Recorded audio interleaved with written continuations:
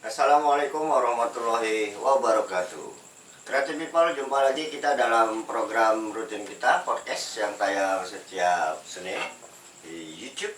Nah, kemudian topik-topiknya kita memang dari awal ya selalu bersuasana kompor panas, tapi kompor itu ngobrol menurut porsi. Nah, mudah-mudahan itu bisa memanaskan, menghangatkan bagaimana sensorik kita gitu ya, memori kolektif kita, kenangan-kenangan kita dari dulu sampai sekarang ya. Kita ngobrol-ngobrol seperti ngobrol biasa, warung kopi bukan interaktif ya. Kali ini kita ditemani oleh kawan ngobrol kita. Nah, saya biasa mengenal beliau sebagai Ijal. Nah, Rijal. Kemudian background nanti jati diri beliau sendiri yang mungkin barangkali bisa mengungkap lebih update gitu ya, bagaimana keseharian beliau, profesi beliau, minat dan bakat beliau gitu ya. Jadi saya mengenal beliau sebagai Ijal Kelayang. Wah, kelayang tuh layang-layang. Jadi mungkin sedikit banyak kita bisa akan bicara-bicara tentang layang-layang dan kelayang, ya kan, eksistensi dan problematika layang-layang. Nah, itu salah satu poin. Kemudian karena beliau ini orang hukum. Nah, udah berapa lama di hukum? Jadi beliau juga menjadi salah satu pelopor lah ya, tokoh-tokoh pelopor pendiri awal di kampus Fakultas Hukum Universitas Tanjung Pura Pontianak dengan sebuah komunitas seninya yang dikenal dengan Kopiah. Nah, apa itu Kopiah? Mungkin nanti kita bahas-bahas sedikit, beliau bisa mengurai. Nah, kemudian dalam konteks seni budaya secara praktisi beliau saya kenal dengan Ijal Topeng. Nah, topeng itu teater topeng Pontianak gitu ya. Nah, saya dengar-dengar nih ada spoiler ke apa bocoran bakal mentas nih bertopeng nih. Jadi kita tanya juga dengan Bang Ijal. Nah, terkait dengan topeng, dengan teater, aktivitas, di situ tidak bisa lepas Ijal dan Taman Budaya. Nah, apa itu bagaimana Taman Budaya? Nah, dalam koridor lebih luas, Taman Budaya, Dewan Kesenian, Seni Budaya ini ada semacam payung gitu ya. Apakah istilahnya payung hukum yang namanya Undang-Undang Pemajuan Kebudayaan. Nah, itu juga mungkin kita, karena beliau adalah orang hukum, ya, yang ngerti tentang konstitusi, tentang regulasi, tentang undang-undang gitu ya. Nah, kapasitas beliau mungkin barangkali dengan keterkaitan aktivis beliau sebagai pelaku seni budaya. Nah, kita tanya nanti tentang pemajuan kebudayaan, kemudian eksistensi taman budaya, bahkan seni budaya dalam secara praktis. Nah, jadi ini porsi saya nih, ngobrol porsi ya, porsi saya supaya tidak terlalu kepanjangan, biar sama-sama nanti kita interaktif.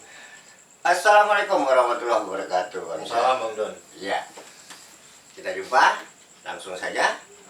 Bang Ijal mengenalkan diri kepada creative people kita. Nah, salam ngompor panas selalu. Nah, silakan Bang Ijal untuk introduce, waduh, mengawali jati diri. Biasanya disebut apa, panggil apa, salah Kita kan tidak susah amat ya Bang. Oh, udah sama ngobrol ngalir gitu ya. Jadi betul kata Bang Don tadi, pengantar intermezzo yang saya pikir sedikit lengkap, dan terima kasih Bang Don udah coba untuk menyampaikan. Oke, nama saya lengkapnya Fahrijal. Fahrijal pakai H gitu ya, biasa kan CH, KH gitu ya. Fah ya, H. Tapi kalau dalam poster, dalam pertunjukan namanya Rijal Ayubi. Rijal Ayubi. Rijal Al Ayubi. Ada alnya. Al-Ayubi. Rijal Al Ayubi. Ya. Karena saya pikir Al Ayubi petarung. Mantap, mantap. Terus aktivitas mungkin ya masih sama kayak anak-anak muda kebanyakan. Kalau saya nonton aktivitasnya karena berangkatnya dari bapak yang suka dengan industri kesenian, turun ke anak. Turun ke anak, dan pertanyaannya cuma satu, mau sampai kapan jadi seniman? Saya bilang untuk di tahun 2023, di tahun 2024 dan sampai seterusnya dan sampai kapanpun, saya pikir saya bukan seniman tapi pekerja industri kreatif. Jadi apapun ruang yang saya pikir hari ini saya lakukan, intinya berdampak buat masyarakat banyak. Itu aja sederhana aja Bang. Selaras dengan pergerakan kehidupan. Waduh. Terus saya ngerespon soal tadi kan tapi udah boleh masuk belum dia? Kita jati diri loh. Tak saudara gimana cerita, apa kabar, sehat? Lama kan ketemu gak nih dengan Bapak? Salam seluruh Pak. Nah, kalau saya nih sahabat apa namanya? Sahabat people. Creative people menyapa ke sana. Sahabat creative people. Nah, saya kenal Bang Don itu setelah saya pertama kali ngijak TB itu SD, waktu diajak orang tua main ke Taman Budaya. Berapa deh ya? Waduh, saya masih kecil tuh Bang Don. Tapi saya tahu ini yang namanya Pradono, ini yang namanya almarhum Bang Yosep, ini yang namanya Bang Kamil, ini akhirnya almarhum Bang Kakek kita, Pak Rijan gitu ya. Bekal itu yang membawa saya sampai hari ini menjadi referensi saya untuk hari ini tetap melakukan aktivitas. Bagi saya, kenapa saya senang dengan industri ini, nggak tahu, nyemplung dengan sendirinya. Karena energi yang saya sedot dari kecil tuh orang-orang ini masih bertahan sampai detik ini. Dan saya posisi hari ini duduk di depan Bang Don masih yang seperti ini, dia tidak berubah. Tetap menjadi Pradono yang saya kenal dari zaman kecil, dan energi-energi itu yang saya sedot Bang Don sampai hari ini. Dan minimal ya kalau bicara ruang kesenian dan kebudayaan, bahwa memang kesenian kebudayaan kan berangkatnya dari kultur-kultur keseharian, dan saya pikir itu tidak bisa terlepas dari kehidupan saya juga. Bahwa saya dibesarkan dari lingkungan kesenian. Itu yang akhirnya memberi mentality saya sebagai anak tuh, sampailah akhirnya saya berkeluarga sekarang tetap masih berkesenian. Minimal sekarang saya punya status sosial gitu. Tapi status sosial itu juga berbarengan dengan saya juga masih melakukan kegiatan berkesenian ini Bang Don. Jadi ketika bicara ruang kesenian, maka ketika diajak pertama kali Bang Don untuk ngobrol di sini, saya bilang ke Bang Don sebenarnya ada orang yang lebih layak untuk di sini ngobrolin, karena saya pikir saya belum cukup mumpuni untuk berada di posisi hari ini yang ngobrolin tentang kebudayaan, tentang peraturan yang mengatur itu semua. Tapi tidak bisa dipungkiri bahwa sekarang memang udah mungkin zamannya dia anak muda, tapi saya sebagai anak muda yang mencoba untuk tidak melupakan perjalanan sejarah-sejarah tentang kebudayaan, baik itu heritage, baik itu tentang peraturan yang mengatur di dalamnya, dan itu kita tidak bisa pungkiri bahwa ya kalau kita bicara sebuah negara, maka ada masyarakat yang hidup di dalamnya, ada peraturan yang kita hidup di tengah-tengah itu. Dan saya pikir hari ini kebudayaan menjadi ruang yang sebenarnya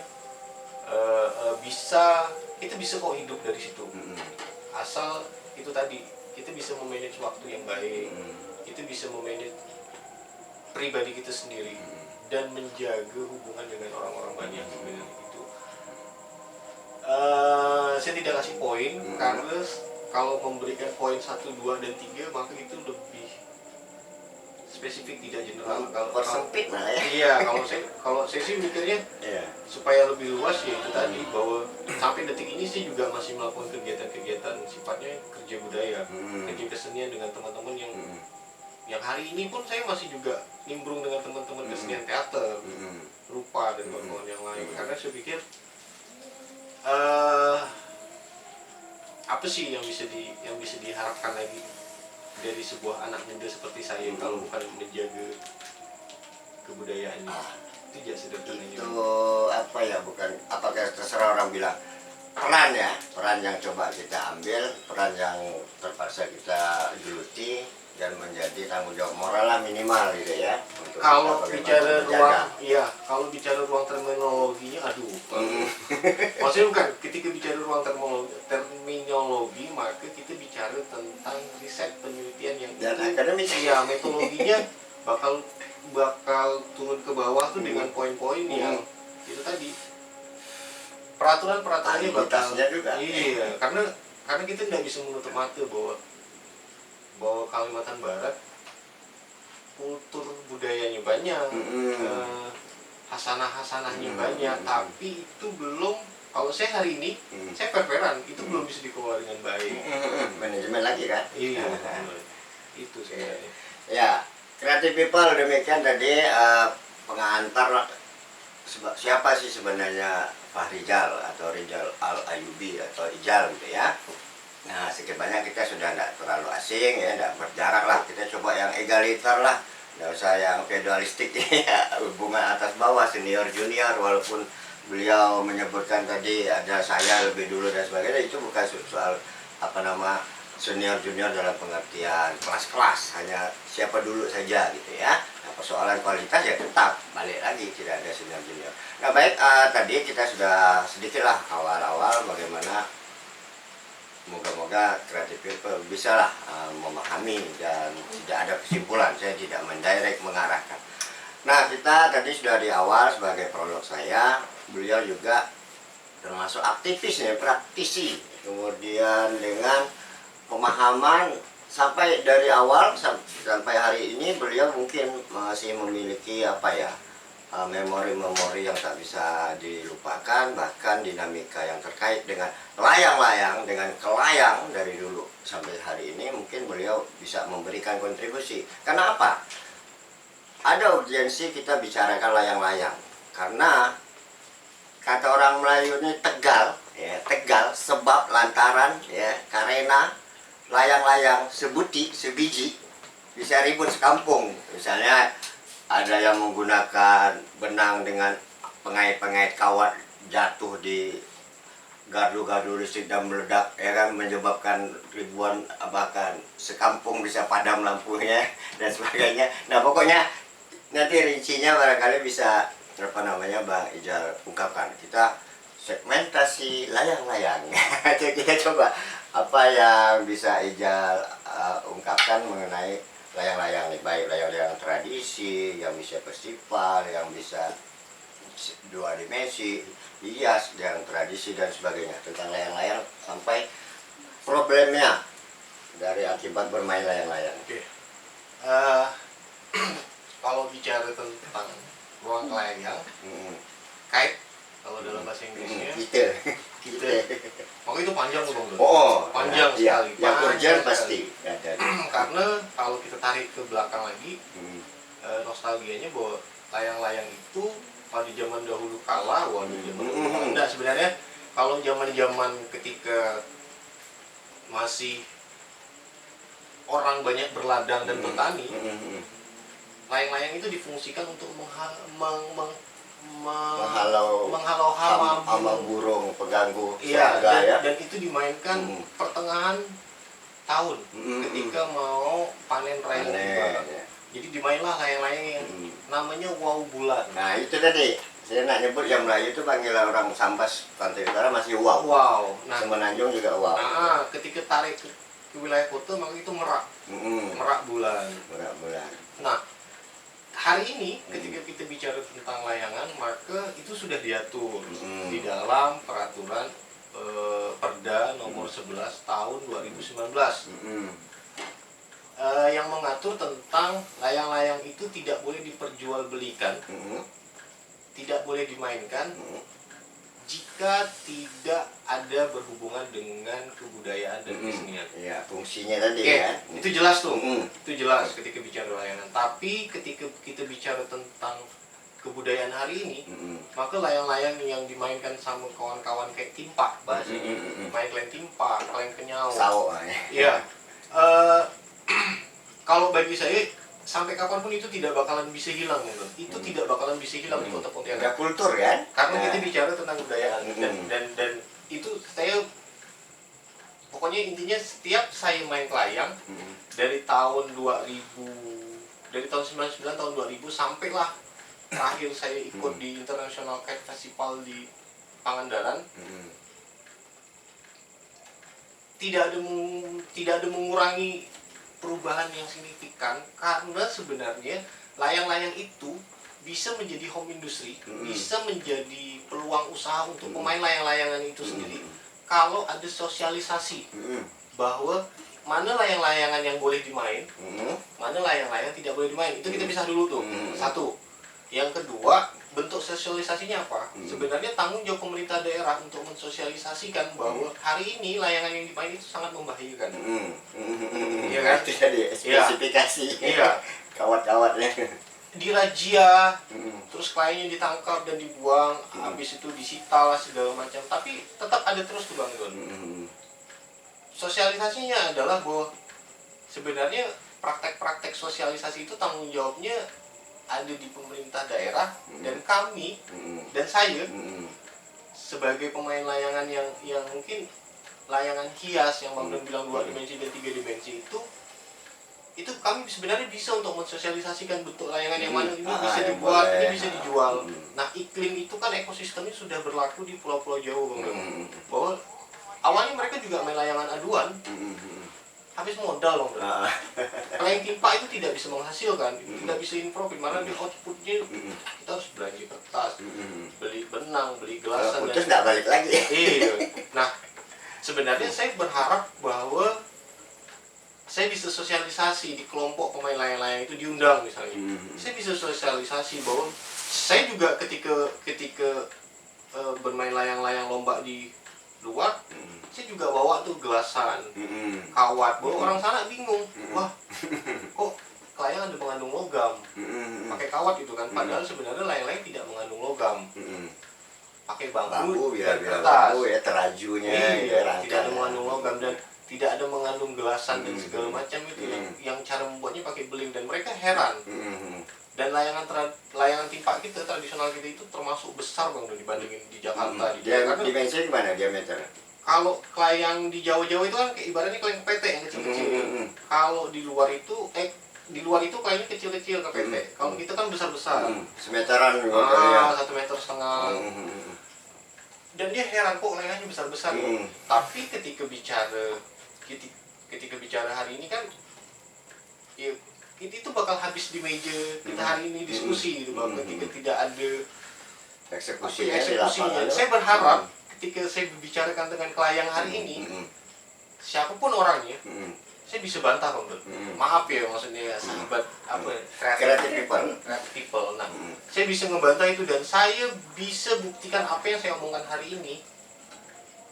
Kita bisa ngobrol di luar ini.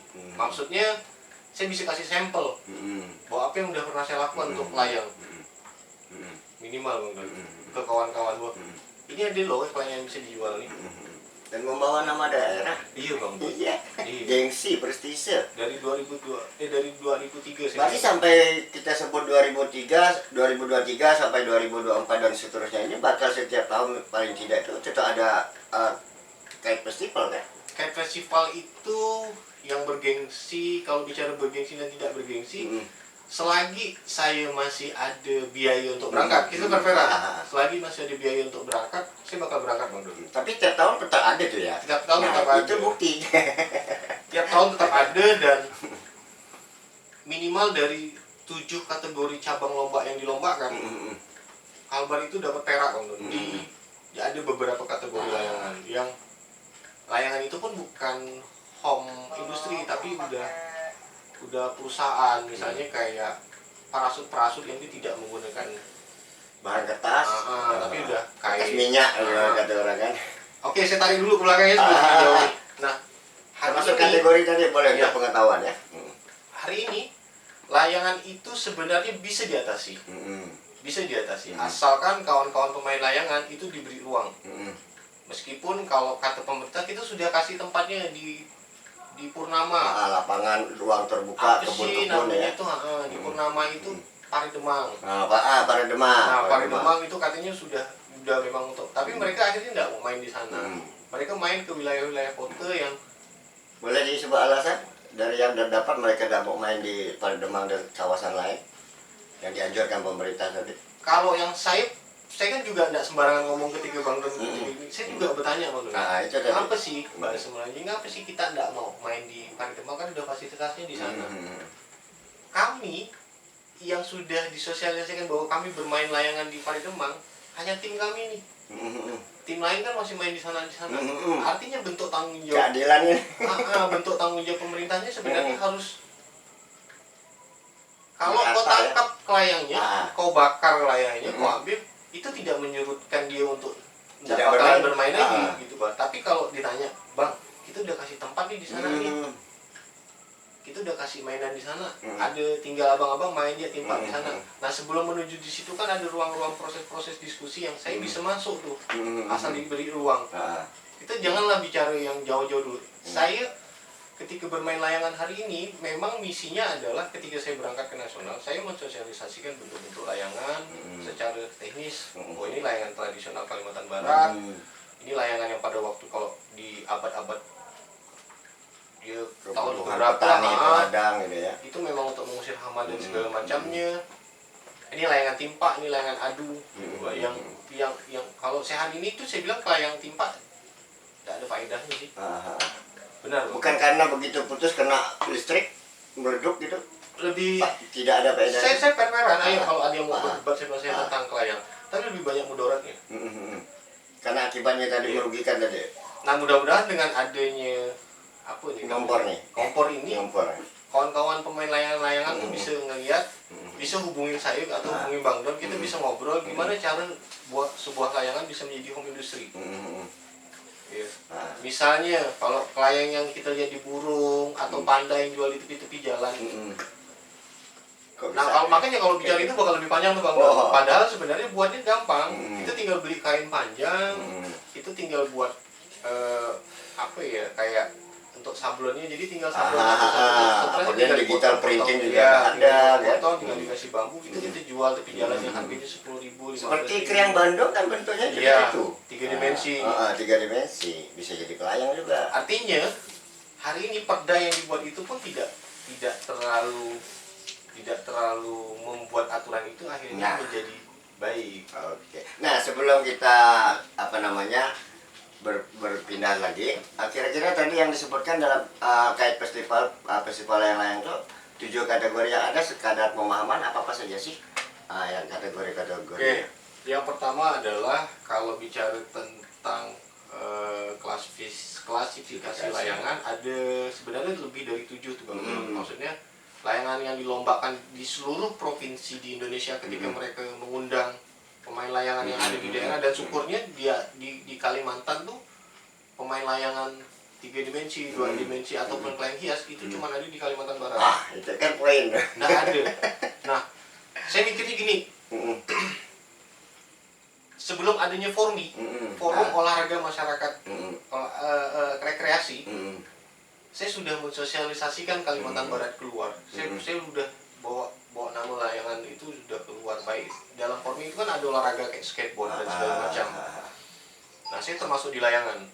Di antara Kalimantan Selatan, Kalbar, Kalteng, yang ada itu cuma ada di Kalbar Bang. Untuk pengrajin layang-layang. Pengrajin layang-layang. Artinya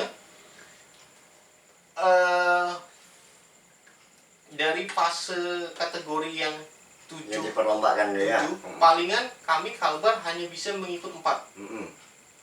Satu kelayangan train naga.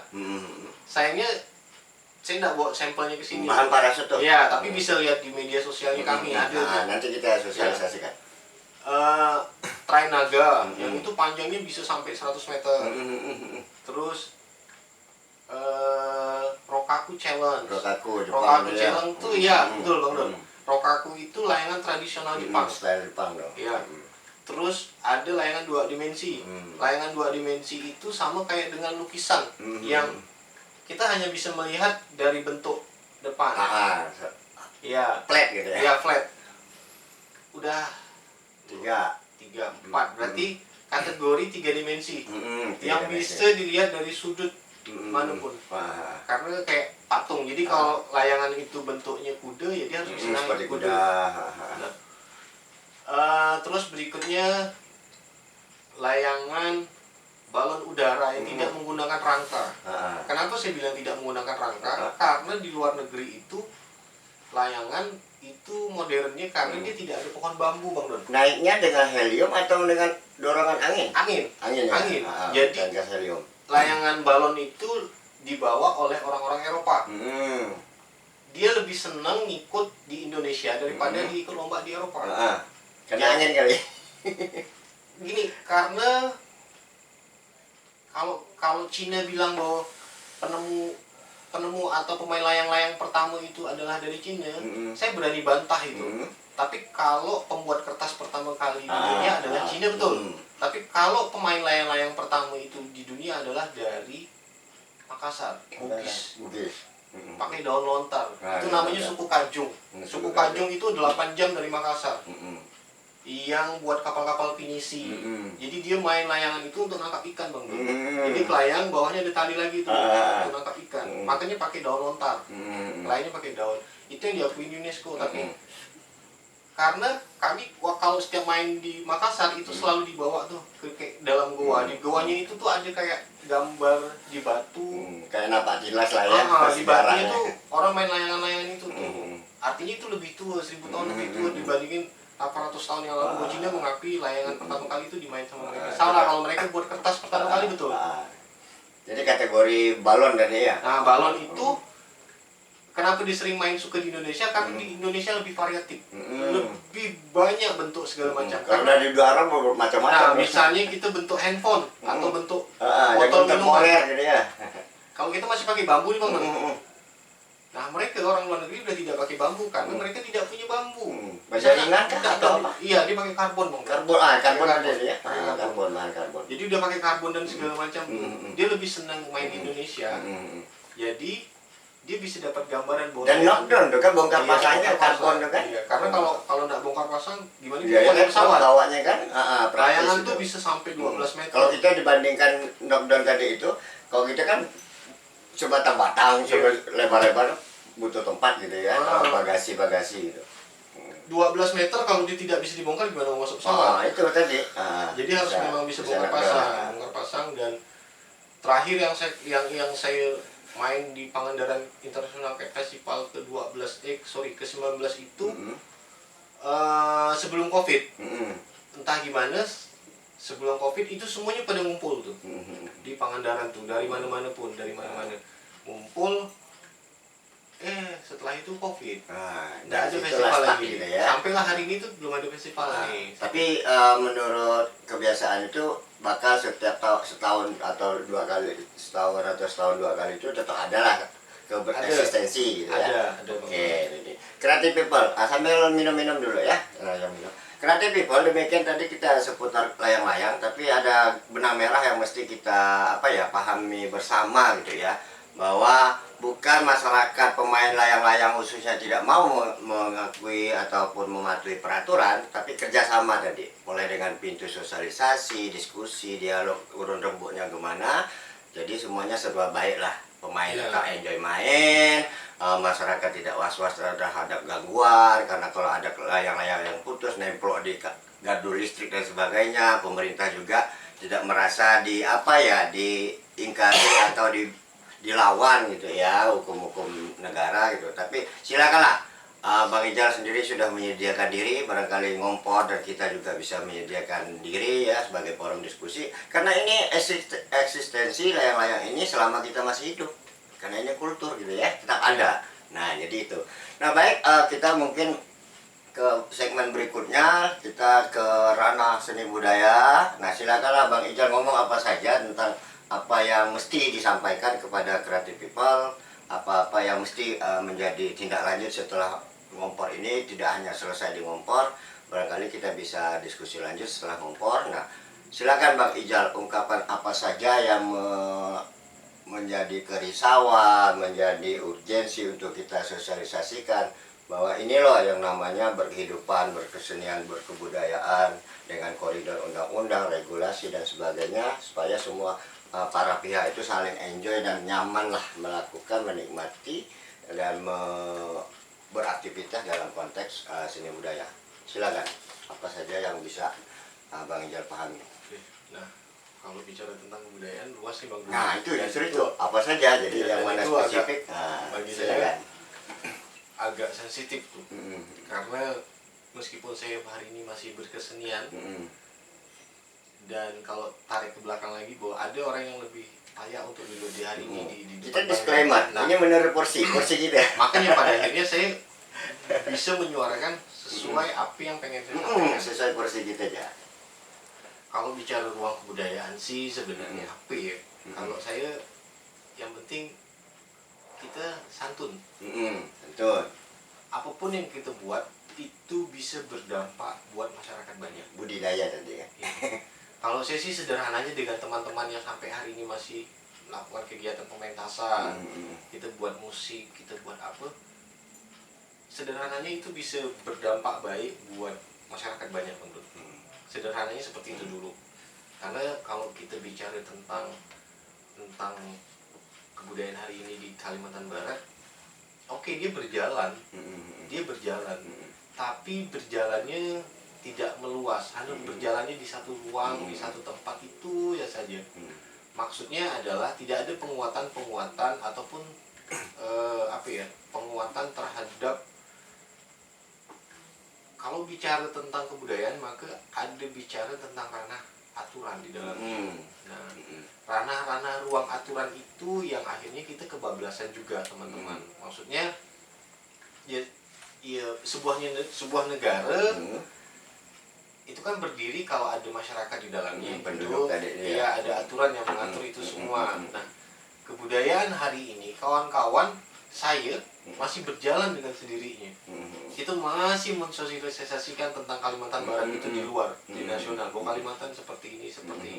Tapi ada tanggung jawab pemerintah daerah itu sendiri yang sebenarnya mempunyai tanggung jawab besar, Bang. Ada 4 hal yang harus dijaga sama apa ya, kalau saya bilang pemerintah daerah saat ini menjaga kebudayaan itu sudah pasti. Setiap negara, setiap daerah bahkan melestarikan, ya, perlu dilestarikan, memberdayakan, menjaga fasilitas atau membangun fasilitas untuk ruang berkegiatan. Yang terakhir, penguatan terhadap undang-undang kemajuan kebudayaan di Kalimantan Barat. Itu diatur dalam Perbu atau Perda. Sudah belum? Ya, lanjut. Nah, 4 hal ini yang memang sebenarnya penguatannya, ya, saya juga bingung pada akhirnya. Tapi saya senang dengan kawan-kawan yang tidak bicara tentang peraturan, tapi tetap masih melakukan kegiatan-kegiatan. Ya itulah, maksudnya saya berpikir sederhana gitu, menurut. Ruang komunikasi, ruang berkegiatan itu tetap berjalan sampai kapanpun. Sistem tetap berjalan sampai kapanpun. Tapi dengan ruang-ruang diskusi yang kayak gitu malam ini, tentang bicara tentang undang-undang, bicara tentang peraturan perda ataupun pergub, harus saya pikir biar iklimnya kebangun. Kalau saya pribadi, karena saya anak muda, iklimnya ada yang mengatur kami sebagai anak muda bawa kesenian seperti ini, tapi bukan diatur yang bentuknya seperti apa, hasil akhirnya bukan pengekangan, bukan, tapi tanggung jawab pemerintah daerah untuk menguatkan itu sebenarnya. Karena hari ini kawan-kawan juga berjalan kok, bisa bisa sampai main ke luar negeri, ke nasional sudah lah. Nah, cuman kan ada yang harus memang tanggung jawab pemerintah daerah kita tuh untuk mengatur itu sebenarnya. Peluang-peluang itu yang harus memang diatur sama tanggung jawab pemerintah daerah. Ketika kita bicara undang-undang kemajuan kebudayaan, sebelum pindah ke situ, yang berkali-kali menyebut tanggung jawab pemerintah ini dalam konteks apa nih? Apa pembinaan, fasilitas dan sebagainya, bahkan pendanaan dan sebagainya itu. Ada nggak yang spesifik? Apa sih kewajiban pemerintah terhadap para pelaku seni budaya ini? Oke, sebelum kita masuk ke wilayah Undang-Undang Kemajuan nomor 5 tahun 2017 yang udah disahkan oleh negara Republik Indonesia,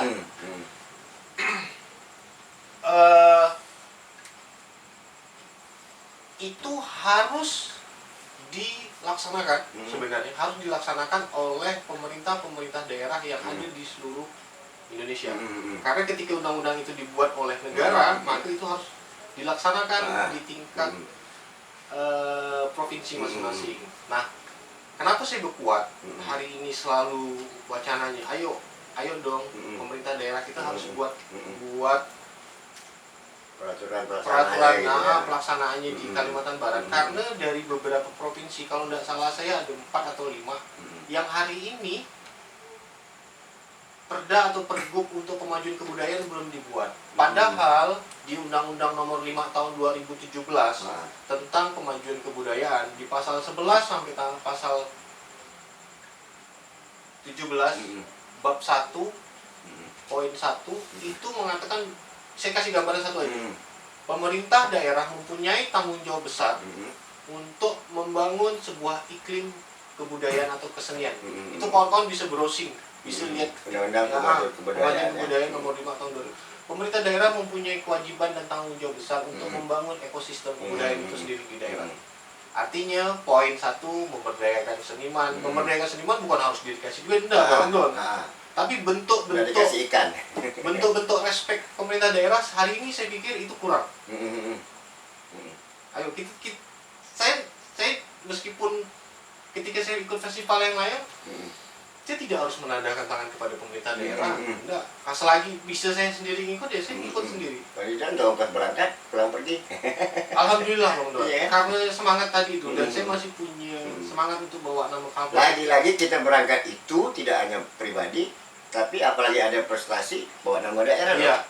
Nah, ketika undang-undang itu dibentuk, maka kebijakan-kebijakan yang sifatnya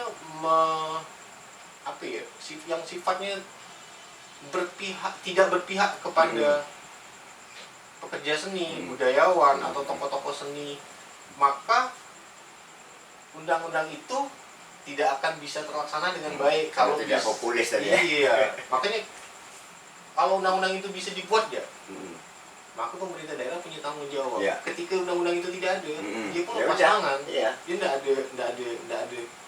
tidak ada masalah, tidak apa-apa lah, biar dia jalan. Ya. Nah sampai kapanpun ya kita masih seperti ini terus. Padahal ketika bicara tentang seni dan kebudayaan di kota-kota besar, ekosistemnya sudah maju karena mereka diatur itu dengan sangat baik. Ya. Jadi peraturannya jalan, keseniannya juga jalan akhirnya.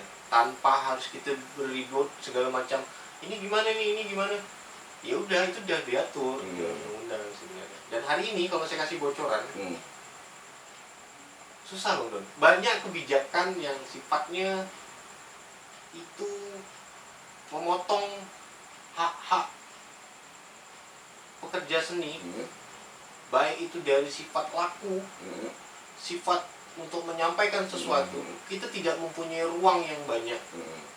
Karena itu tadi, aktivitas kita pun juga akhirnya agak, aktivitas kita tuh agak jalannya mandek karena. Nah, ruang yang fisik non fisik silakan diungkap saja. Tidak memberikan ruang ya. Karena ruang fisik misalnya tempat, wadah, areal dan bahkan yang non fisik kira-kira ruang apa itu yang kira-kira ruang fisik yang belum diberikan seluas-luasnya oleh pemerintah penguasa. Kalau ruang fisik mungkin sudah ada Bang Don. Udah ada taman budaya, kita tahu semua taman budaya, terus ruang-ruang yang kawan-kawan masih bisa berkesenian dan lain-lain untuk proses latihan misalnya. Ya sih juga tidak menutup kemungkinan bahwa hari ini bahwa ruang art space itu juga banyak. Kawan-kawan bisa pameran dimanapun, kawan-kawan juga bisa pementasan dimanapun. Yang saya harapkan adalah sebenarnya tanggung jawab pemerintah daerah untuk membuat itu peraturan sebenarnya. Kenapa sih saya buat hari ini bahwa Undang-Undang Nomor 5 Tahun 2017 itu harus dilaksanakan di Kalimantan Barat? Karena dengan kultur, kalau kita tarik belakang ya, dengan kultur budaya kita yang lengkap, yang banyak, terus warisan budaya tak benda kita yang udah diatur dalam perda kemarin juga, bagi saya itu penting Bang Dun. Penting sekali supaya pemerintah dan pekerja seni jalannya bisa bersamaan. Jadi tidak ada yang merasa bertanggung jawab. Oke, seniman kan bertanggung jawab untuk selalu buat karya, mempopulerkan kebudayaan yang ada di Kalimantan Barat. Oke, itu masih kami lakukan sampai sekarang.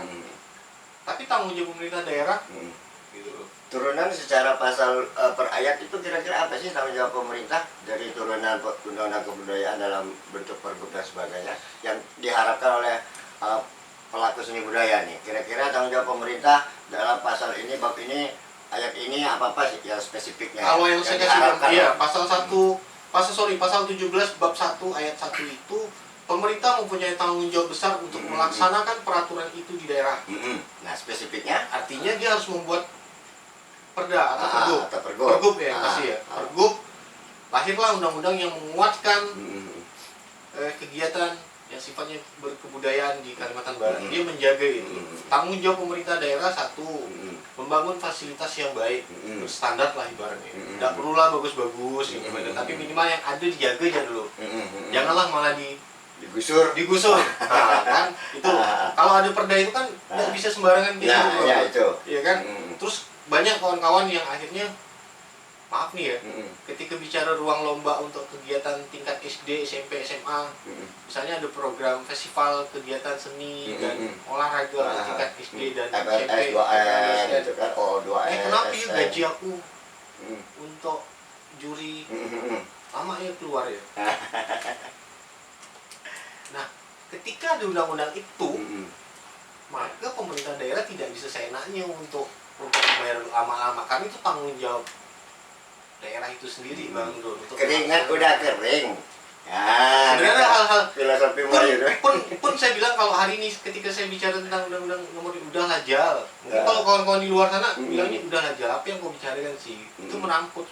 Oke, kalau misal kawan-kawan punya ruang yang sifatnya oke, kalau saya merangkut dan segala macam. Tapi dampaknya.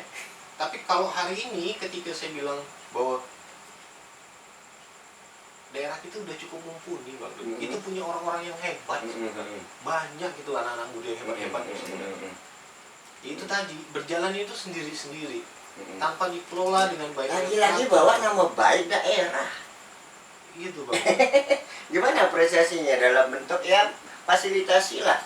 Paling tidak kalau abang biasa ngomong tuh ada semacam standarisasi tarif seniman atau honor seniman. Ada diatur di dalamnya. Cuma kan persoalannya sekarang patokan dari undang-undang dari PMK misalnya peraturan Menteri Keuangan itu kan ada nominal-nominal yang mungkin dari tingkat kelayakan itu bukan membayar jasa, ibarat buruh fisik. Oke, kalau harga nominal yang tercantum itu bisa disesuaikan dengan tingkat komprominya itu gitu kan, dengan value kabar saat ini untuk ekonominya, untuk ya kalau bisa dikaitkan mungkin UMK, UMR-nya. Itu kan ada tingkat misalnya dari tingkat desa, tingkat kecamatan, tingkat kabupaten, tingkat provinsi, bahkan tingkat nasional. Minimal kan ada gitu loh. Nah, makanya hari ini ketika undang-undang itu belum diketok palu ataupun belum disahkan di Kalimantan Barat, maka main kepal.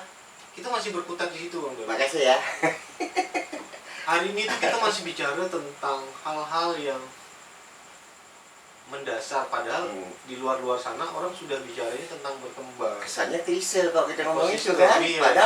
Padahal nanti kalau bicaranya ini ujung-ujungnya dia tapi sebenarnya bukan ke situ. Ini saya jelaskan. Ini bukan bicara tentang ekonomi dulu. Kita bukan bicara tentang duit, bukan. Tapi kita bicara tanggung jawab dan tanggung jawab pelaku dan tanggung jawab yang mengatur undang-undang ini sendiri. Tanggung jawab pemerintah daerah itu mengatur sebenarnya. Kalau misalnya dia selentingan bahwa taman 17 aset, ini jauh. 17 aset termasuk taman budaya. 17 aset pemerintah daerah Provinsi Kalbar yang akan dijual, salah satunya taman budaya. Itu salah satunya itu tadi. Undang-undang kemajuan kebudayaan tidak dilaksanakan tapi ketika itu dibuat maka tidak bisa segampang itu. Kalau kita mau larikan ranah itu, nah berarti kita harus mendesak nih sekarang nih, coba redaksional menurut Ijal apa nih? Kami menuntut coba. Kalau saya sederhana, Bang. Saya sederhana bahwa aku punya kawan yang misalnya dia dari Jakarta datang, aku mau nonton dong kegiatan kawan-kawan kesenian, latihan teater. Saya mau bawa kemana, Bang? Iya kan? Ya, dia sederhana sekali. Ini masih ada. Iya, itu sederhana sekali. Ketika saya mau bawa kawan-kawan datang, aku mau bawa kemana ya? Syukur-syukur masih ada satu kelompok yang latihan sore-sore di depan taman budaya. Nah, itulah dia tinggal ini ya. Syukur masih ada. Nanti kalau ada bulldozer, iya kan? Rata-rata. Makanya saya pikir, ya udah memang harus dibuat itu. Tapi ketika bicara tentang kebijakan yang dikeluarkan oleh pemerintah daerah itu sendiri, sebenarnya itu banyak bertabrakan. Nah, kita fair-fairan ya. Ya, coba Itu banyak bertabrakan sama, karena kan kita negara hukum. Ya, ada orang hukum. Karena pernah belajar jadi, dan saya juga sering buka diskusi sama teman-teman alumni gitu. Kayak kawan saya hari ini masih berjalan di hukum gitu. Maksudnya masih berjalan di ranah-ranah itu advokasi bahkan sekalian ya. Advokasi dan segala macamnya. Misalnya ketika taman budaya itu mau dijual, ada beberapa poin yang barang ini bisa dijual, A ini bisa dijual. Konsekuensinya? Kalau kita bukan bicara konsekuensi dulu, kalau dia sudah tidak bisa dimanfaatkan untuk orang banyak, kemaslahatannya itu tidak berfungsi untuk orang banyak. Peran dan fungsi. Tapi taman budaya itu sampai detik ini, 2 hari yang lalu masih ada pementasan, gitu loh, untuk kemaslahatan orang banyak kan. Artinya itu tidak bisa sembarangan dijual.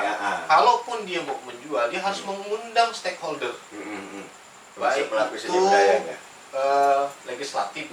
Misalnya legislatif itu kayak DPRD provinsi yang menangani seni budaya, ya, gitu ya. diundang.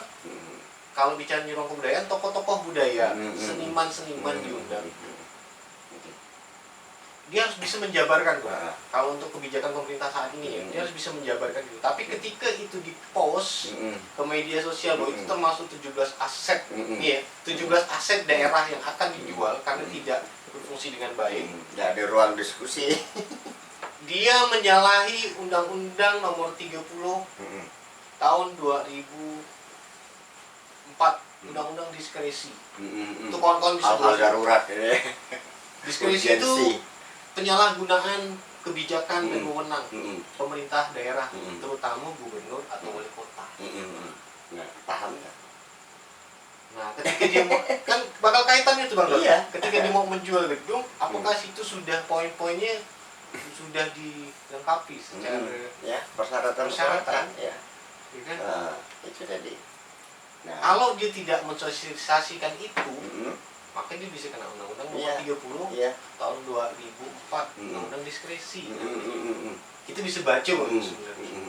Udah, titik di situ. Udah dapat tuh benang merahnya yang teman-teman tadi nanya sebenarnya. Artinya kan dia paham, orang-orang atas itu paham sebenarnya, tapi dia tidak melaksanakan itu karena ruang kesenian, ruang kebudayaan itu tidak terlalu seksi bagi mereka. Tidak ada kepedulian, tidak ada hati. Oke, bisa. Pokoknya itu juga, tapi tidak terlalu seksi untuk hari ini. Iya. Padahal industri kreatif itulah sebenarnya yang membangun ekosistem. Investasi jangka panjang. Ekosistem sebuah daerah loh. Investasi jangka panjang. Kalau ada hal apapun tanpa seni, apa yang mau dijual? Dan saya miris sih, maksudnya mirisnya apa ya? Saya berpikirnya kita banyak anak-anak muda yang hebat-hebat udah sampai ke Eropa, sampai ke nasional, banyak di lingkaran-lingkaran kita, tapi masa pemerintah daerahnya punya tanggung jawab yang mungkin Undang-Undang Nomor 5 tahun 2017 tentang kemajuan kebudayaan tuh mungkin ada beberapa teman-teman yang tidak tahu tentang itu, padahal itu sebenarnya ada, dan itu menjadi tanggung jawab pemerintah daerah. Sosialisasi, mengenalkan, ke banyak media sekarang. Ketika itu dari Ketok Palu 2017 itu harus dilaksanakan di setiap daerah masing-masing sebenarnya. Nah, persoalannya kan mungkin ada yang disenyapkan di situ. Nah, sehingga kita nggak semua ada Android. Minimal di 2018 itu Musrenbang ya. Musrenbang. Bang Don juga ikut di dalamnya. Iya, Bang Don juga ikut di dalamnya kan, dan itu sudah hadir kerangka-kerangkanya tentang kemajuan kebudayaan itu. Pokok pikiran itu kan. 2018, 19, 20, 21, 22, 23. 5 tahun berjalannya pemerintahan hari ini itu tidak ada dibuat. Nah, justru itu. Apakah itu bisa menjadi class action? Ya karena tidak seksi mungkin. Ya kita lakukan class action bahwa kita itu penting. Ya, dan kan itu masalahnya. Makanya hari ini ketika Bang Don bertanya itu, kawan-kawan masih tetap berkesenian, kawan-kawan masih tetap berlaku. Pemerintah peduli nggak? Itu masalahnya. Dan kita keluar membawa nama daerah. Masa kita busuk-busukkan daerah kita? Tidak mungkin. Nah, begitu kita pulang, pemerintah tepuk dada, itu binaan saya. Waktu kita tunggal langkah, kemana mereka? Itu masalah. Nah, jadi paling tidak ada nih creative people, ada daya upaya kita, people power kita seni budayanya untuk melakukan class action untuk mencermati, mengkritisi kebijakan-kebijakan nasional yang tidak turun di tiap daerah kita masing-masing, seluruh Indonesia. Mari kita bekerja secara simultan, jangan sporadis, secara nasional. Nah, kemarin kita undang di sini Bang Ojen, ya kan, Eugen Yohanes Palasuka dalam kapasitas Ketua Dewan Kesenian terakhir di Kalimantan Barat, ikut musyawarah Dewan Kesenian, musyawarah Dewan Kebudayaan se-Indonesia. Itu juga dibahas masalah bagaimana keberadaan taman budaya yang katanya ditumpangkan ke museum provinsi. Kan beda nomenklatur, masing-masing UPT. Nah, pada akhirnya 17 aset termasuk taman budaya bakal. Nah, apakah itu akan kita biarkan saja? Nah, kemudian kalau tidak salah kemarin Ijar sudah menemui salah satu unsur stakeholders kita, perwakilan rakyat kita. Gimana poin-poin untuk ke depan? Bahwa iya, Akan hilangkah selamanya taman budaya? oke, sebelum bicara bertemu dengan stakeholder di luar jaringan lingkaran kita, kenapa saya hari ini masih menggaungkan bahwa undang-undang itu harus dibentuk dan harus dibuat, ya karena kita itu untuk menjaga bentuk-bentuk pikiran kawan-kawan yang hari ini masih bisa terrealisasikan dengan baik, tapi ruang itu semakin lama makin kecil banget. Akhirnya pikiran-pikiran itu tuh agak ketahan, agak. Nah, saya memperjuangkan undang-undang itu bersama teman-teman yang lain supaya diketok palu, ya supaya kedepannya bisa enak lah. Nah iya itu, Bisa enak. itu udah awalnya saling nyaman. Iya. Nah, kita punya kok orang-orang yang sifatnya hari ini dia mewakili suara-suara kita di legislatif. Saya tidak perlu bilang orangnya siapa. Tapi saya minta tolong ke dia bahwa ini ada catatan yang saya buat bersama teman-teman. Ada dua poin. Yang pertama, masalah pergub itu yang harus dibuat di Kalimantan Barat. Yang kedua, gimana caranya supaya taman budaya ini tetap posisinya di Jalan Ahmad Yani, tidak dibongkar dan segala macam itu. Karena kalau bicara tentang hari ini bank yang akan mengambil itu, saya tidak perlu bilang bank yang mengambil itu atau dikontrak, mengambil lokasi ya, iya, menempati lokasi. Itu juga salah bang, bahwa bank penempatannya bukan di daerah perkantoran, itu tetap posisinya di pasar atau wilayahnya memang udah di tempat dan itu sudah diatur dalam perda. Bukankah Ayani dulu dari awal abang tahu itu jalur hijau, hanya ada kawasan pendidikan dan kemudian pemerintahan, lalu timbul adanya pusat bisnis, apakah itu tidak termasuk pasar sehingga mereka ngambil ini pasar juga kok, sehingga bank boleh di sini di Ayani bekas taman budaya nih. Nah, gimana argumentasi taman budaya itu dibangun lewat kementerian bang? Ya betul. Kalau tanahnya tanah kota, tapi bangunan fisik itu aset bukan provinsi ya, aset provinsi yang letaknya di tanah wilayah kota Pontianak, ya kan? Tapi hari ini pemerintah tidak pernah ada membangun satu bentuk bangunan yang representatif, yang sifatnya itu memang tanggung jawab daerah untuk membangun gedung misalnya. Tidak ada sampai hari ini. Ada kok gedung gitu tuh, gedung kesenian Yayani, betul itu gedung kesenian. Tapi itu dari dulu pemimpin sampai hari ini pemimpin tidak ada yang membangun gedung itu bang. Itu gedung yang dibangun oleh pemerintah pusat yang letaknya di wilayah kota. Itu juga yang abang selalu berkoar-koar ditanya, itu ada gedung kesenian taman budaya itu punya provinsi. Tidak ada gedung kesenian yang representatif milik pemerintah kota Pontianak misalnya kan.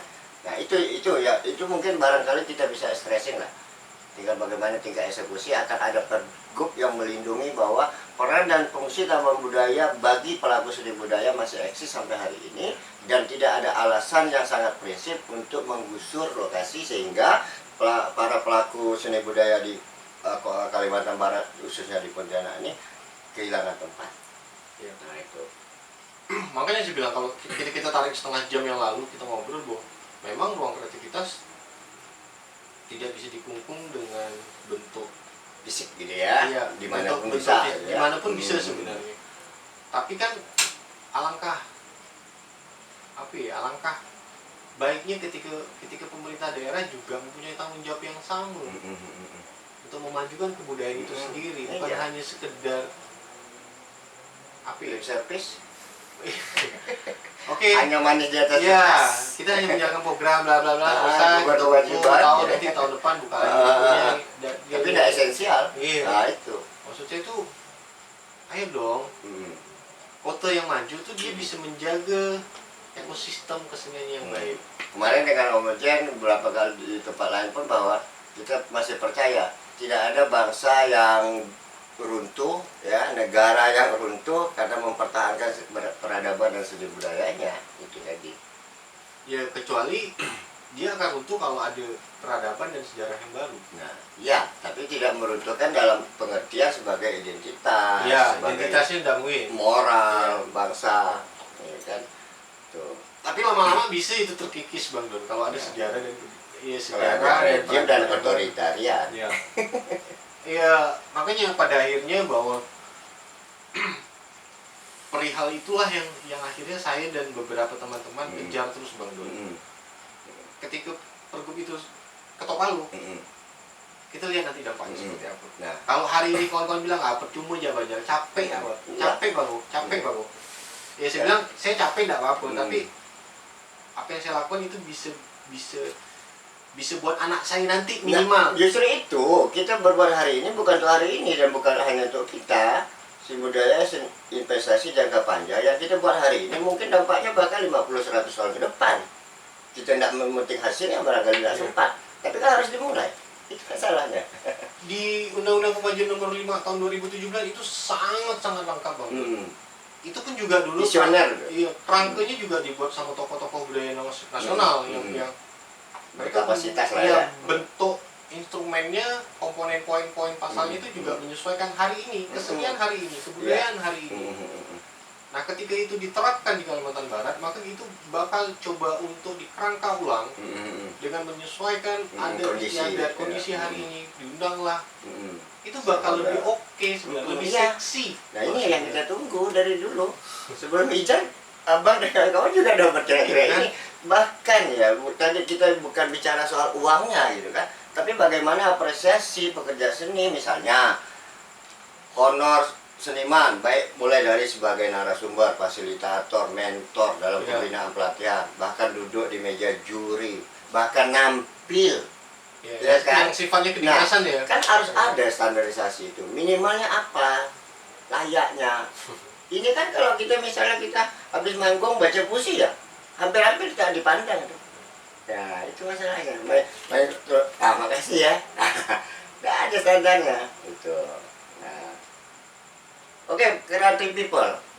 Banyak hal sebenarnya kita jadikan ngompor ini sebagai forum lah, salah satu forum aspiratif lah ya, aspirasi kita.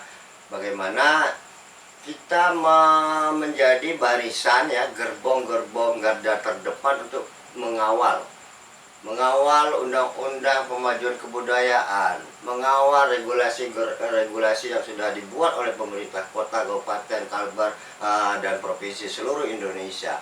Maka selaku pelaku seni budaya dan yang berminat bersimpati terhadap pentingnya urgensinya seni budaya dalam kehidupan kita, itu mari kita kawal terus prosesnya sampai kita memenuhi keinginan kita. Nah, barangkali dalam akhir dari perbincangan kita ini ada poin-poin yang akan disampaikan oleh Bang Ijal, sehingga kita selesai ngompor ini mungkin bisa mendapatkan poin penting untuk selalu bergerak dan bahkan selesai ini kita akan melakukan terus pergerakan. Barangkali kita tidak menamakannya sebagai closing statement, tapi waktu juga yang membatasi kita. Tapi urgensi atau poin-poin urgen lah dari Bang Ijal untuk tidak lanjut kita nih, RTL deh, rencana tindak lanjut kita. Mungkin untuk kawan-kawan di luar sana ada beberapa ataupun ada yang tidak untuk menjadari betapa pentingnya undang-undang ini untuk dibuat di Kalimantan Barat. Tapi bagi saya dan tim kecil, bukan tim kecil sih, tim obrolan lah gitu. Maksudnya ngobrol malam-malam, karena kan ruang kesenian tidak bisa terlepas dari ruang diskusi. Sekaligus Pak, minta maaf berapa kali itu tidak sempat ketemu. Iya, karena saya pikir ruang kesenian kan ruang diskusi ya Bang. Apapun itu diskusi. Iya, itu. Nah, tapi undang-undang kemajuan kebudayaan ini, kalau saya pikir itu memang harus dibuat untuk di Kalimantan Barat. Dalam bentuk pergub antara lain gitu ya. Gitu.